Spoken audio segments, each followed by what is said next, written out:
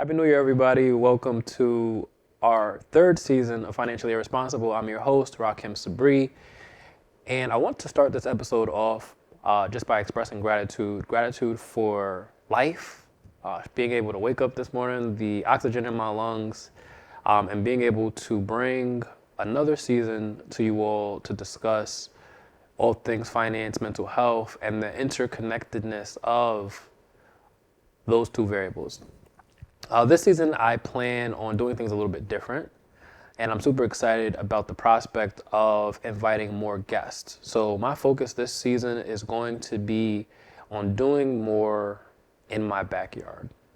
So communicating and bringing on guests who are community leaders or industry leaders to talk about their experiences and how they parallel to finance and the importance of financial education and financial wellness in the community.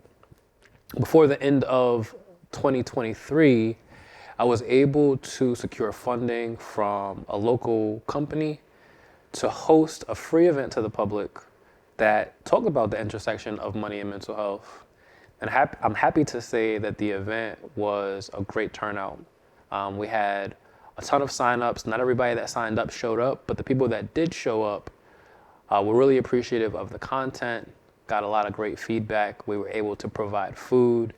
And so just one shout out, the local company was Valvoline here in Connecticut.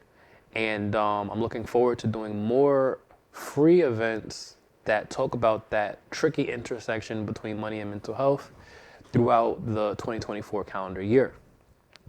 With this season, still getting my guest list together and figuring out who I want to bring on.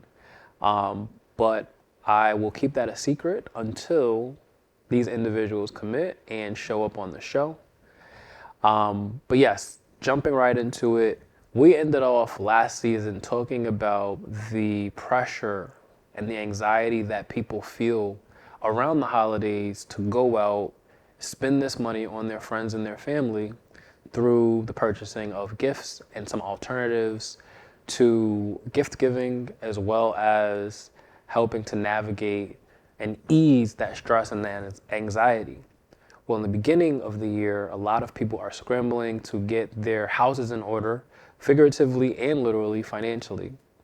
And so this is a great time to seek out a financial professional who can help you do that and structure a budget that works for you, or a savings plan, help you get started with investing, maybe focus on eliminating some debt and building credit. And in this time, in this season of getting prepared for the year and goal setting, I also want to remind you guys of the importance of affirmations. So we had an episode, I believe it was in our first season, where we talked about affirmations and the power of affirmations in your financial lives. And so I want to remind you, as you are setting your goals or as you are executing on your goals for this new year, to include some affirmations that you say daily, whether they're on your drive to work, whether they're as soon as you wake up, in the morning when you're brushing your teeth in the mirror, that let you feel comfortable, that let you feel safe, that let you feel in control of your financial circumstances, and of course, giving yourself grace for the mistakes that you may have made or the decisions that you may have made out of necessity relating to your finances.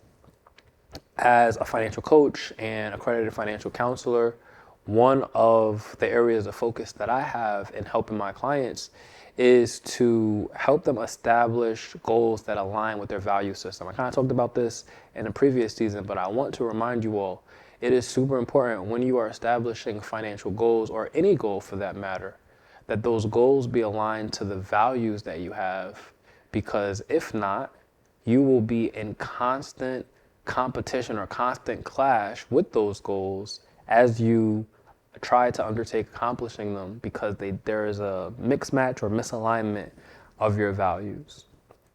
And I've recently been studying kind of the art of goal setting, and we know about the traditional views of on SMART goals, which are the specific, measurable, oh man, I'm drawing a blank right now, but specific, measurable, attainable, realistic, and time bound.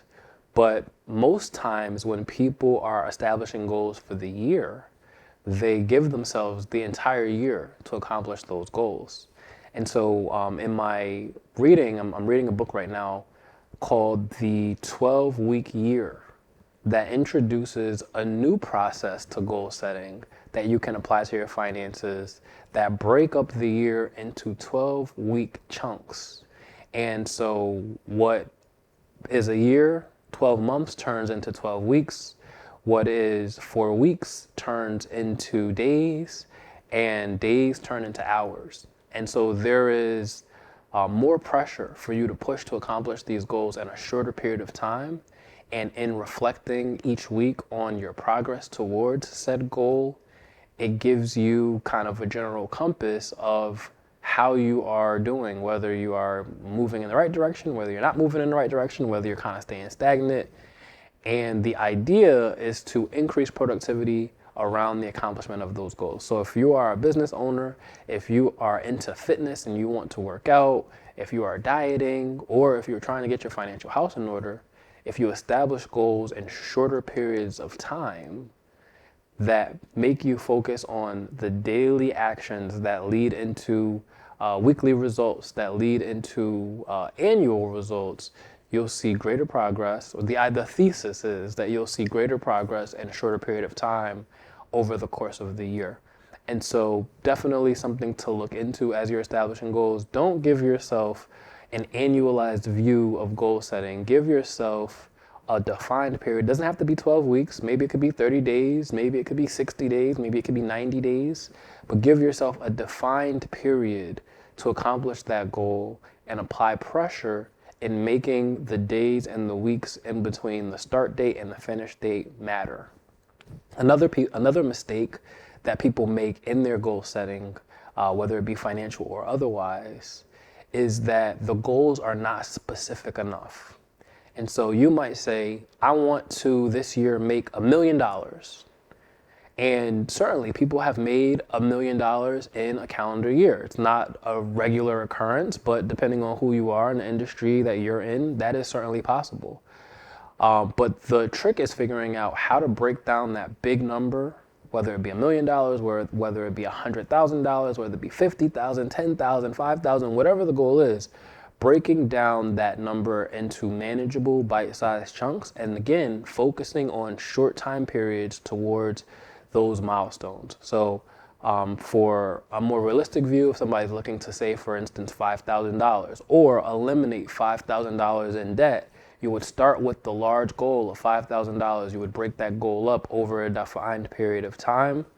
And then you would then determine how much do I need to either save or do I either need to pay down each week in order to get to this goal. And so when you are using SMART goals and you're being very specific and you're able to measure what progress looks like, you will see more success than if you just write on the vision board and say, hey, I want to pay off $5,000 of debt, or I want to save $5,000, or I want to make $1 million. And then lastly, another mistake that people make when they're establishing goals, and I'll raise my hand and say that I make this mistake often as well, is that we are often too ambitious with our goal setting. And what I mean by that is not that you can't dream big, certainly you should be, but that we have too many focuses at one time. And so in this book that I'm reading, The 12-Week Year, one of the benefits of being able to break up your year into 12-week periods is that it allows you to be laser focused on one particular goal at a time.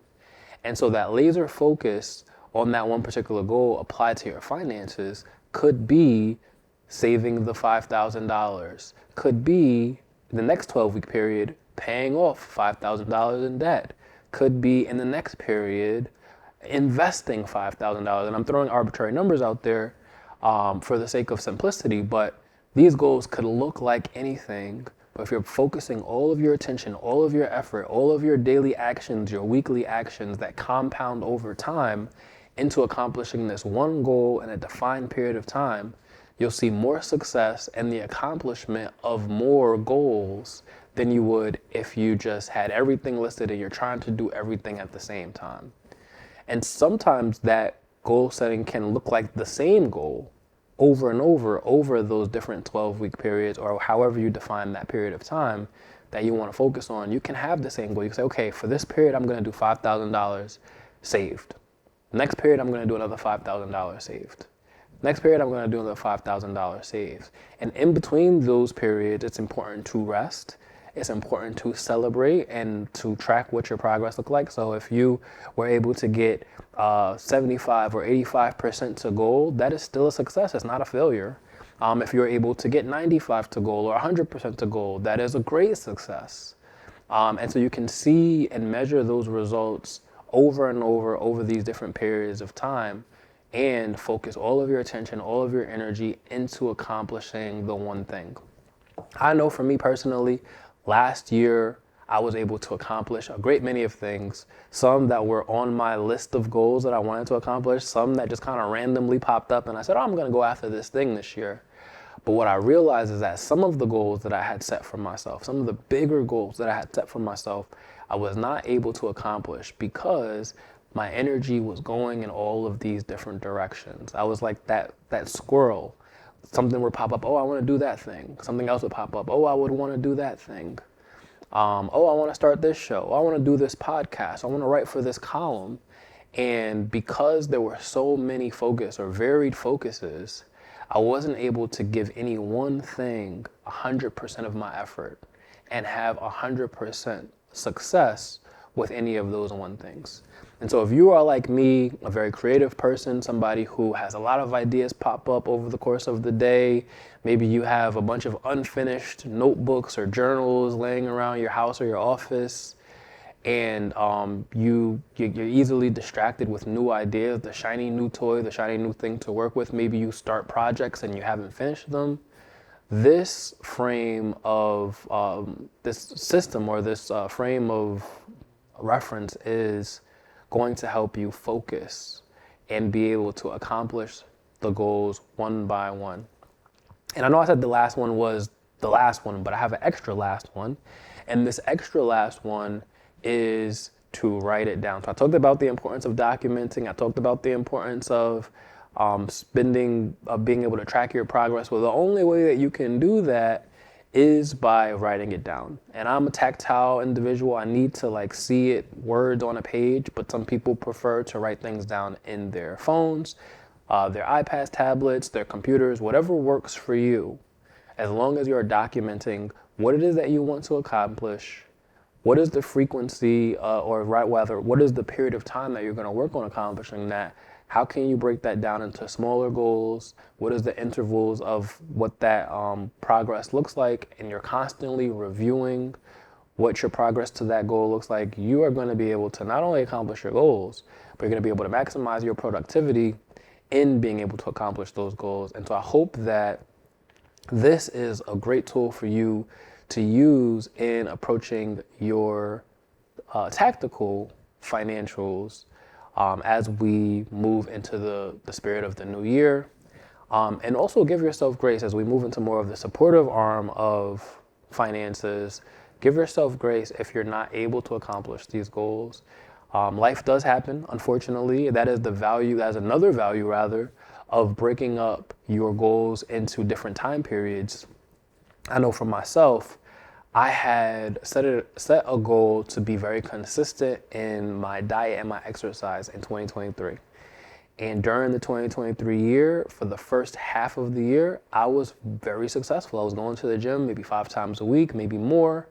I was spending about 2 hours each time I was going to the gym. I was eating right. I had high protein intake, low sugar intake. I had given up coffee. I'm starting to see the changes in my body, and then boom, COVID happens. I go out to a conference, I get sick with COVID. I'm in my bed for 2 weeks trying to recover, and I never bounced back. And the reason why I never bounced back is because I never took the opportunity. I'm going to take accountability here. I never took the opportunity to refocus my goals, and I wasn't tracking them. in a different world, in today's world, in 2024, I'm going to approach the relationship that I have with working out and eating the same way, but this time I'm going to break it into 12-week intervals. If I miss 2 weeks out of that 12, okay, I had a successful 10 weeks. I'm able to track what success looks like. Now it's time to get off the couch, go back into it. Celebrate for 3 days, go back into it. And so while, yes, it's important to acknowledge and extend yourself grace that life does happen, it's also important to build systems in your activities related to goal setting, whether that be financial, whether that be based off of fitness, whether that be based off of your job performance, whatever it is, you're able to set up those intervals so that you can say, okay, this is what success looked like over this period of time, success or failure look like over this period of time. Life happened, there was an interruption, now I can recalibrate and start my next 12 weeks, and hopefully during this 12-week period, I'm able to hit every single week whatever the goal is that I've established for myself. And so my challenge to you, as you are establishing goals, as you are reviewing goals, as you might be interested in learning more about the 12-week year, is to document what it is that you want to accomplish, define the periods of time that you want to accomplish it in, monitor your progress, document your progress. So you're writing down how did you do, and then repeating. And whether that repetition looks like establishing a new goal, establishing the same goal, and doing it all over again, changing your focus. Look at this from the perspective of your money and track what your progress looks like over the course of the year. I guarantee you will be able to save more, you will be able to spend less, you'll be able to budget. Whatever it is that your primary focus is financially, you'll be able to accomplish that because you have a framework that you can make reference to in monitoring your progress and account for any interruptions that may occur, as we know, probably will occur throughout your life. And again, going back into the supportive portion of this, like we're talking about our feelings and the relationship that we have mentally with money, it's important to, like I said, give yourself grace. It's important to not beat yourself up, not feel guilty. I know a lot of the traditional views on financial education blames you, blames your lack of knowledge, blames your spending, blames your behavior, blames, your upbringing, what you didn't know, what you didn't know, whether or not you talked about money in the household growing up, whether or not you learned about money in school growing up. And a lot of people approach their finances from a place of fear, from a place of guilt, from a place of shame, because they feel like at this particular milestone, I'm 21, or I'm 35, or I'm 45, or now I'm approaching retirement, I should have this. I want to echo a mantra that we say in the personal finance space, and that is personal finance is personal. And so what personal finance looks like to you can be very different from what personal finance looks like to the person next to you. Could be your spouse, could be your children, could be your aunts and uncles, could be your colleagues, your coworkers, your teachers, whoever. It's always going to look different because our money stories are different. And it's important for us to be able to identify our money stories and how that plays a role in our decisions financially. What it is that we do, what it is that we don't do, what it is that we are avoiding doing, or what it is that we're super vigilant about making happen. And if we can understand how those money stories impact our decision making, we can make better decisions. And so in this time of the year, I know it's difficult for a lot of people, but there is a spark of energy in the air. The gyms are more packed than they usually are. You see, those gym parking lots are full. People may be trying to change their diet, maybe trying to change behavior, maybe trying to get the promotion, get the raise, or start a new project, start a new relationship, whatever it is. There is a spark of energy that rests in your willpower. And it's important to use that willpower to kickstart your actions towards accomplishing these goals, but it's important to also understand that that willpower will eventually burn out. And so by establishing some system, some framework to set goals, to monitor your progress, to document your progress and measure success, that you will more likely than not be successful in the accomplishment of those goals. and that you have to be kind to yourself on that journey. I know that there were, like I said, there were a couple of goals that I was not able to hit in 2023, but I was able to focus on, at the end of 2023, when I was doing my year-end summary, because I practice what I preach, when I was able to focus on the things that I was able to accomplish, the list of things that I was able to accomplish in 2023 was greater than the list of things that I was not able to accomplish. And the only reason that I know that is because I measured my success. A fun way to do this is to get a jar, and in that jar, to every time you accomplish what it is that you accomplish, you write down on a little piece of paper, I accomplished this, put it in the jar. And I accomplished that, put it in the jar.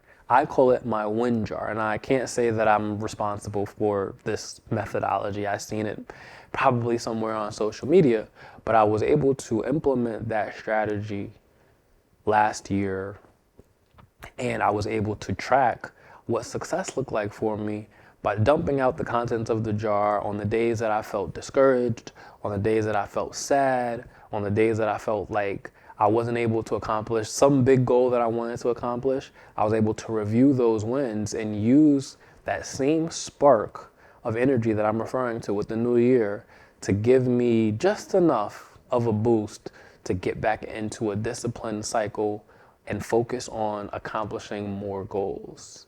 And so I don't remember what the total number of things that I was able to accomplish, but I feel the jar got pretty full. It could be a mason jar, it could be a box, it could be anything that can hold these little notes that you write to yourself, or they can be files. These files that you set for yourself, if you're writing a weekly calendar and you're saying week 1 of 12 or week 1 of whatever the predetermined time period is, you can say, okay, this is where I was successful. In terms of being able to accomplish my goal, let's use the gym for instance, I was able to go to the gym 3 times per week. My goal was 5. I didn't quite hit 5, but I was able to go 3 times per week, weekly for the 12 weeks. So maybe when you go and do your next 12-week cycle, you can say, oh, well, when I looked at my previous 12 weeks, I was only able to hit the gym 3 out of the 5 times that I wanted to. Maybe I need to make an adjustment. Maybe I'll adjust down to 3 as the goal and create a stretch goal for 5. Or because I only was able to do 3 per week, I'm going to focus on increasing that to 5 consistently over the next 12-week period.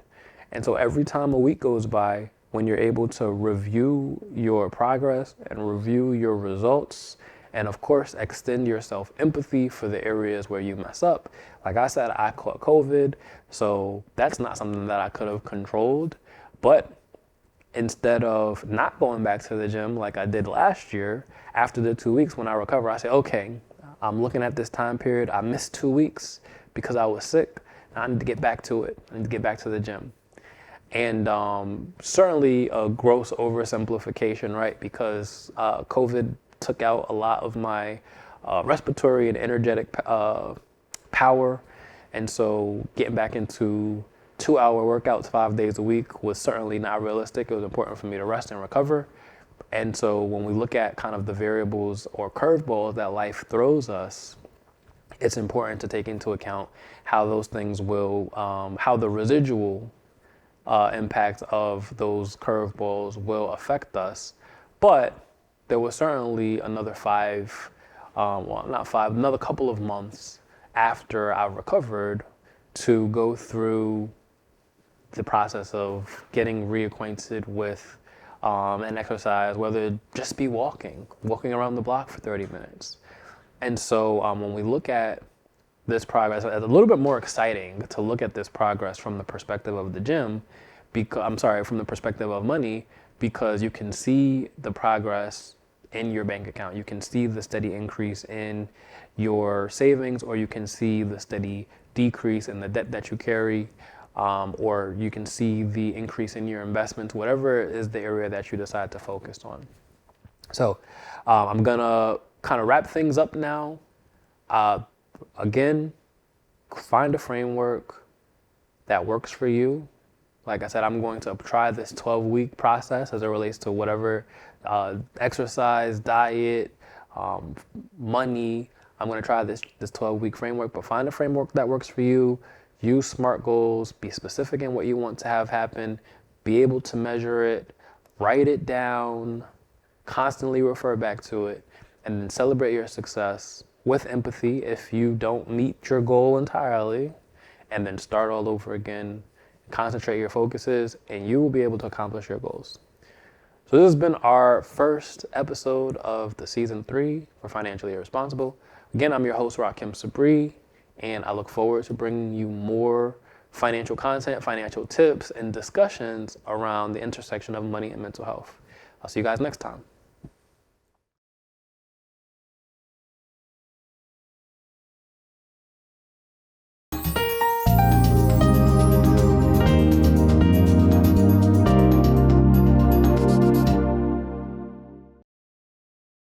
Sometimes life just happens. Don't worry. Farmington Motorsports will get you back on the road and at a fair price. From towing to tires, emissions to transmissions. Our ASC certified techs do it all. Farmington Motorsports is a family-run business. We're Napa Auto Center and AAA approved. We work on all makes and models from preventative maintenance to major repairs. And every repair is backed by our 2-year, 24,000-mile nationwide warranty. When life happens to you, don't worry. Farmington Motorsports.